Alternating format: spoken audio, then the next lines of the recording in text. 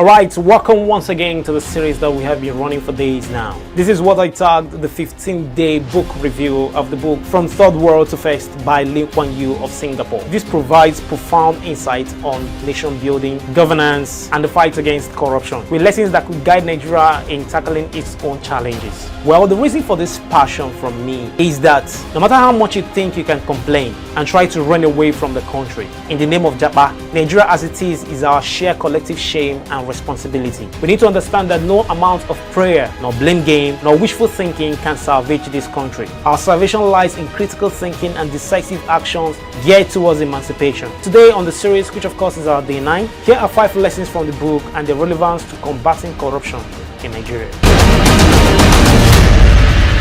Lesson number 1, leadership and integrity. Lee Kuan Yew emphasized that leadership integrity is crucial in creating a transparent and efficient government. He held his ministers to high ethical standards and took decisive action against corruption, regardless of who was involved. Nigerian leaders can set a precedent by holding themselves and other officials accountable. Strict policies on transparency and a culture of consequence for corrupt actions can encourage a cleaner and more accountable government structure. Number 2, meritocracy over nepotism. Singapore's success was fueled by a system that rewarded competence and merit, ensuring that the best people held critical government positions, which minimized corruption and improved service delivery. Nigeria can benefit by promoting merit-based appointments, especially in sensitive government sectors. Creating a culture where public service roles are filled based on qualifications and performance can help reduce corruption linked to favoritism and incompetence. Number 3, strict enforcement of laws. Lee Kuan Yew established a legal framework with strict anti-corruption laws and ensured they were enforced without bias. This gave the public confidence in the government's commitment to transparency and fairness. Nigeria's anti-corruption agencies such as the EFCC and ICPC should be strengthened to operate independently and effectively. Establishing strict consequences for corrupt acts and ensuring that offenders are prosecuted without political influence would deter corrupt practices. Building strong institutions. Instead of relying solely on charismatic leaders, Singapore focused on building strong, independent institutions that upheld the rule of law and effectively delivered public services. Nigeria can benefit from investing